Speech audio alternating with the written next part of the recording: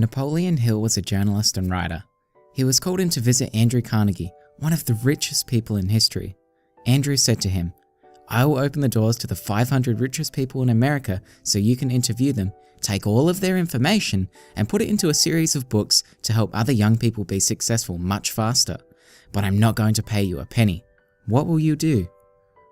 46 seconds later, Napoleon said, "Okay, I'll do it." The result was a 250-page book called Think and Grow Rich. It's organized into the 13 steps to riches.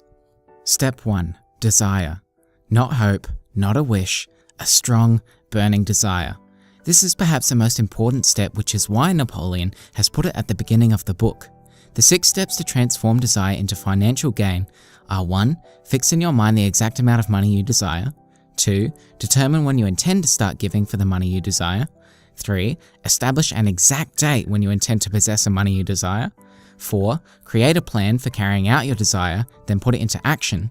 5. Write down the amount of money you desire, the date you will get it, and your plan to get there. Your statement could be, "I desire $1 million. I will attain it on September the 2nd, 2022. My plan is to sell 1 million pickles on a stick to wealthy tourists seeing the Sydney Harbour Bridge." 6. Read your written statement aloud twice a day. See and feel yourself already in possession of the money. Step 2. Faith. Faith is a strong, emotionally charged belief. Faith is a state of mind which may be induced or created by affirmations or repeated instructions to the subconscious mind through the principle of autosuggestion. You develop faith after you have mastered the 13 principles in this book, but especially autosuggestion, which we'll learn from Step 3, autosuggestion. Autosuggestion is the agency of control through which an individual may voluntarily feed his subconscious mind on thoughts of a creative nature or, by neglect, permit thoughts of a destructive nature to find their way into this rich garden of the mind. It supports the first 2 principles of desire and faith. Before you move on to the next steps, repeat the 6 steps from Step 1. When reading aloud your written statement, Napoleon stresses that you attach feeling and emotion to it because your subconscious mind only acts on thoughts that are emotionally charged. "I will become a millionaire selling pickles on a stick" means nothing if I don't have any faith or desire to do so. Step 4. Specialized knowledge. Let me ask you a question. Would you rather do 10 jobs valued at $10 an hour or 1 job valued at $100 an hour? A brain surgeon gets paid much more for his specialized knowledge rather than a jack of all trades with general knowledge who does plumbing, bricklaying, and gardening. Henry Ford was called an ignorant pacifist and summoned to court. They asked him questions like, how many soldiers did the British send over to America to put down the rebellion of 1776? Henry replied, "If I should really want to answer the foolish question you have just asked, or any of the other questions you have been asking me, let me remind you that I have a row of electric push buttons on my desk, and by pushing the right button, I can summon to my aid men who can answer any question I desire to ask concerning the business to which I am devoting most of my efforts.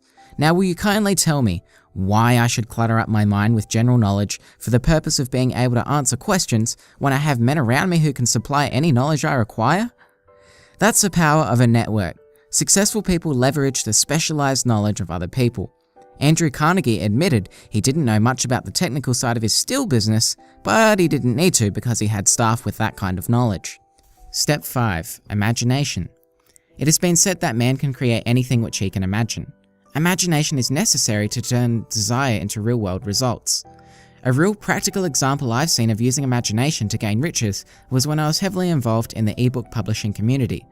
Amazon paid publishers money for each page a reader read, so if I had a 100-page book and 50 pages were read, I would get, say, 1 cent a page and 50 cents for 50 pages. Someone used their imagination and came up with the idea of translating the book into multiple languages, then including the translations in the English version. Without getting into the technicalities of how Amazon paid publishers, they were able to use this strategy to 10 times their profits. Regardless of ethics, it's a clear example of how imagination can make you wealthy. Step 6. Organized planning. If you are to get rich, you need a plan. Here are 4 things to keep in mind. Create a mastermind group or team, which is a coordination of knowledge and effort in a spirit of harmony between 2 or more people for the attainment of a definite purpose. Sorry about that, guys. 2. Decide what you can offer your mastermind team members in return for their cooperation. No one wants leeches that pick the brains of others without providing any value. 3. Meet with your team members twice a week and more often if possible. And 4, maintain harmony between yourself and every team member. These 4 things will help turn your plan into action. If a plan doesn't work, replace it with a new plan. Step 7. Decision. People who fail to make money are easily influenced by the opinions of others. Family and friends will often hold you back, whether they are well-intentioned or not. Make your own decisions. People who fail have a habit of reaching decisions slowly and change them too often. Entrepreneurs may know this as shiny object syndrome, where a new idea or trend captures your attention and you end up straying away from your original goal or decision in this case. I've failed at creating niche sites, flipping domain names, and building a book publishing business because I never fully committed to a definite decision.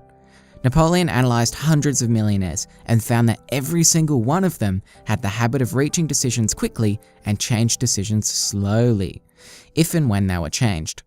This channel is becoming more and more successful because at the beginning of the year, I made a definite decision I would stick it out to the end of the year and reach 10,000 subscribers. Right now, we're at 16,000 with 2 months to spare.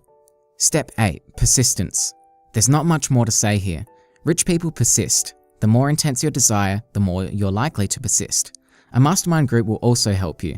Colonel Sanders, founder of the fast food chain KFC, failed 1,009 times before he sold his recipe for Kentucky Fried Chicken. Step 9. The power of the mastermind. To refresh your memory, a mastermind is a coordination of knowledge and effort in the spirit of harmony between 2 or more people for the attainment of a definite purpose. The biggest benefit of masterminds is synergy. 1 + 1 = 3. This is the same concept as Stephen Covey's win-win principle. The minds within the group become something more than the sum of their parts, so greater things can be achieved. Step 10. The mystery of sex transmutation. Destroy the sex glands, whether in man or beast, and you have removed the major source of action. A bull becomes docile as a cow after it has been altered sexually. Sexual desire is one of the most powerful human desires. Men with sexual drive develop imagination, courage, willpower, persistence, and creative ability. It's a powerful driving force that can be channeled into other creative pursuits. One of America's most successful businessmen admitted that his attractive secretary was responsible for most of the plans he created. Her presence lifted him to heights of creative imagination. Step 11. The subconscious mind. Positive and negative emotions cannot occupy the mind at the same time. One or the other must dominate. It is your responsibility to make sure that positive emotions constitute the dominating influence of your mind. The 7 most powerful positive emotions are desire, faith, love, sex, enthusiasm, romance, and hope. Napoleon encourages us to form a habit of applying these positive emotions. Maybe you could show love today by hugging someone. Step 12. The brain.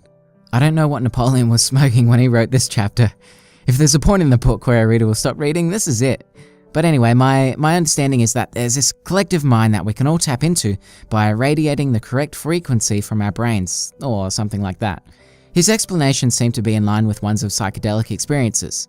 I don't know what else to say about this one. If you've read the book, I'd be interested to hear your thoughts on this. There's one final step called the 6th sense, but according to Napoleon, the 6th sense defies description. It cannot be described to a person who has not mastered the other principles of this philosophy, because such a person has no knowledge, and no experience with which the 6th sense may be compared. I simply can't muster any practical wisdom from this chapter either, so with that said, let's review the 12 steps to riches we covered in this video.